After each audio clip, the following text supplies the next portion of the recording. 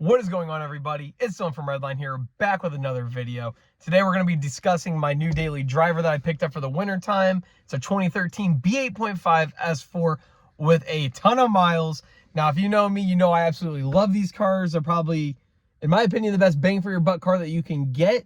So without any further ado, let's jump into this video and see what's up with this thing.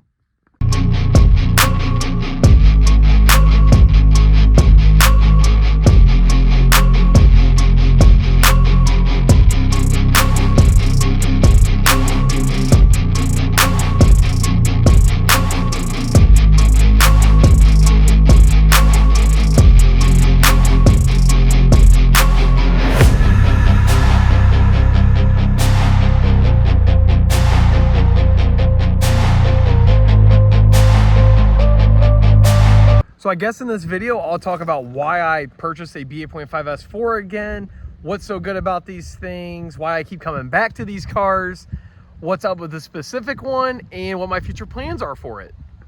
I will say, if you are new here, welcome to the channel. I appreciate your view and taking time to watch this video. If you're in anything car, automotive related, feel free to drop a sub and stick around. I have this 600 horsepower K-Series swap Miata, Turbo Fox body, a B5 S4 in Nagaro Blue, Duramax, obviously this B8.5, and a couple other cars that are in the works that I haven't really talked about yet. A little square body that's getting an LS. I have a twin turbo New Edge, just a bunch of random stuff. I'm a very diverse enthusiast. So if anything like that sounds like it might float your boat, feel free to stick around. I do appreciate it. Also, big thank you for 2,300 subscribers. We're almost to 2,400 subs already. Man, this channel is growing fast and I just am thrilled. So thank you to each and every one of you who continue to support my channel. All right, guys, without any further ado, let's start talking about this unit. So this is my new to me 2013 Audi S4. This is the B8.5 generation. It is equipped with the supercharged V6, otherwise known as the 3.0T, which is one of my favorite Audi motors of all time. That is mated to a 7-speed DSG transmission, so the automatic variant that comes in this car. The coolest part about this car is its mileage. So this car has a whopping 250,000 miles on it. Honestly, with seeing it, it's very hard to tell the mileage. I know my interior is a little dusty, but it's really hard to tell. Like, even the seats have like very minimal wear and everything cleans up super, super nice. So big shout out to the previous owner for taking care of this thing. It is also a one owner car. Another big selling point on why I ended up purchasing it. It is bone stock, clean title, one owner, is always maintained at the Audi and Porsche dealer. It's a Southern car on top of that. Not that it really matters as much on these, but Southern car, it's just many, many, many green flags going in its favor. So following its list of green flags, let's pop the hood and see some more green flags. I do apologize for the dirty engine bay.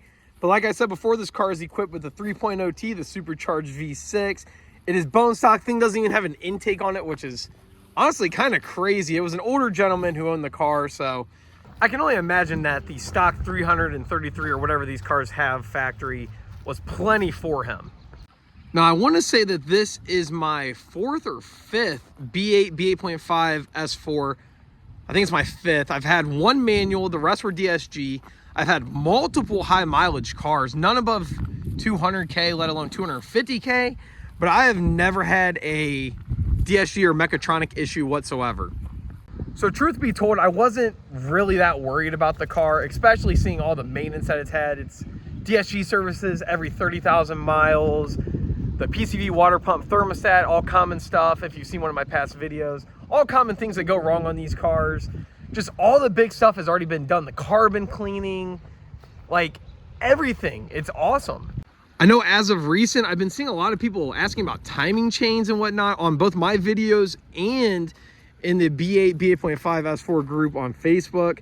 I've never even really heard one of these cars have timing chain problems, but this car is quiet as can be on cold starts, whether it's negative 10 degrees or 80 degrees. It kind of just goes to show, if you take care of your car and treat it how it deserves to be treated, it will last you a long time. Now, I'm not saying you don't have to do any pulls in it or have any fun, but if you're gonna beat on your car, at least maintain it and take care of it when you can. Because this car and many others that I've owned in the past are prime examples of high mileage cars running exceptionally and not having the stupid issues that even a lower mile car will have. Now, I would like to imagine that the previous owner was quite the commuter, not only due to the mileage, but like the normal wear and tear stuff isn't really messed with. All the buttons are perfectly fine. All the HVAC stuff's good. Like nothing's chipped. So I can imagine he was just driving a bunch of highway miles and the car didn't get the usual wear and tear of like buttons getting chipped and stuff like that.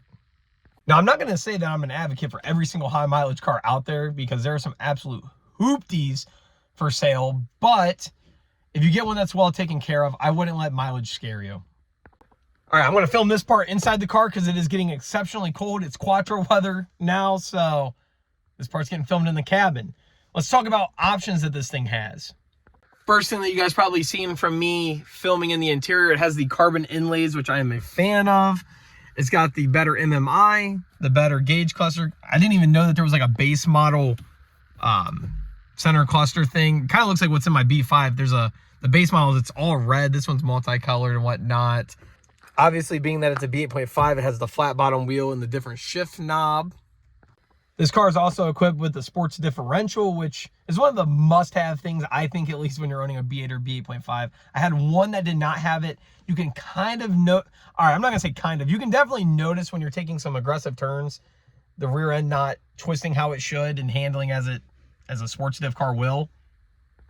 And then lastly, the car is equipped with Bang & Olufsen sound system, which is a pretty good factory system. Can't complain about that.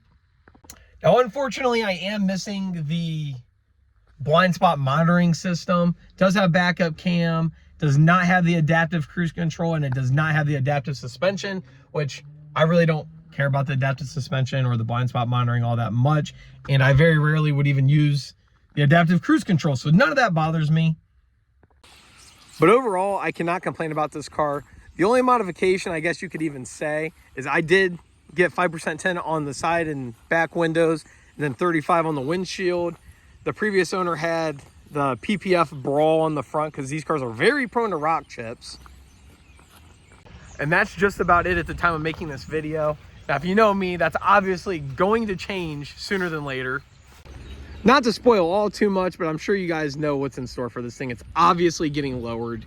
I do still have my Avant-Gardes, the Avant-Garde M5 Audis off my previous B5 that I had my manual car. Go back to a previous video, you can see what those look like. Amazing fitment on these cars, 19 by 9.5 plus 35 offset. So I'm excited to put those on. Debating on getting an RS grille or not. Oddly enough, every S4 I've had has had an RS grille other than this one. It's my first factory grille car. I'm kind of liking it, but on the same time, or on the same token, I like the honeycomb look. The headlights are going to be getting blacked out here shortly. Going to get rid of the side markers and put fresh DRLs in there. Roof is obviously going to get wrapped black to flow with the rest of the tint and everything. I'm debating on wrapping the side trim in black, and I'm also debating on doing the mirrors in carbon fiber. I'm a big fan of the, not polished mirror, but the silver like S4, the alloy look. And then I guess we'll go to the back of the car. Debating on getting another diffuser with some nicer exhaust tips. Obviously with the exhaust tips will be an exhaust. My white B8.5 that I had before had a duckbill. I liked it, but on the same token, I didn't like it, so that's still up in the works to be determined. And maybe whatever else I come across, I'm not too sure. Now, you're probably wondering, am I gonna tune this thing? Am I gonna go crazy mechanically? Well, I honestly don't know yet. So my white B8.5 that I previously had, from a mechanical aspect, was balls to the wall. It was on E40, dual pulley, every supporting mod under the sun that you could have. And I definitely had my fun in that car. But I'm not really all too, I guess, I'm not as excited to do that exact same modification list again, because I've already done it once and I just kind of be replicating my steps. Don't get me wrong, they're fun as can be, but maybe I'll just do like a stage 1 tune on this thing with an intake and exhaust and just have it as a normal daily driver. And not to say that tuning kills the reliability, but I will be more prone to beat on the car if it's tuned and running 10s and whatnot than I am as a stock S4. And these cars with a stage 1 tune are still plenty fun. I will say when these are dual pulley, the torque is awesome, but maybe I'll just keep this thing reliable and drive it normal and have my fun when the time comes. As I showed you guys earlier, I have other toys to have my fun in, so not as prone to do it in my daily. Now, if you guys have any recommendations or any modifications you might want to see on this car that you haven't seen before, feel free to let me know. I'm obviously not set on my ways of keeping this thing what I said, but I don't know. What do you guys want to see with it? I do know that port injection and all that nonsense is coming out here in the future, so that should make for some cool stuff on this platform. But yeah, guys, that just about sums up this video. As I drive this thing more and pile more miles onto it, I will upload more, keep you guys updated on the reliability aspects, how it's been to me. Once I get some snow over here, maybe we'll go do some snow donuts or hoon around, something of that nature. But yes, still plenty of videos to be made with this car, even if I do keep it relatively stock and boring. So on that note, guys, I appreciate you for sticking around, watching the video, supporting me. If you ever want to get in contact with me or anything, feel free to follow me on Instagram, RedlineDill, same as my YouTube.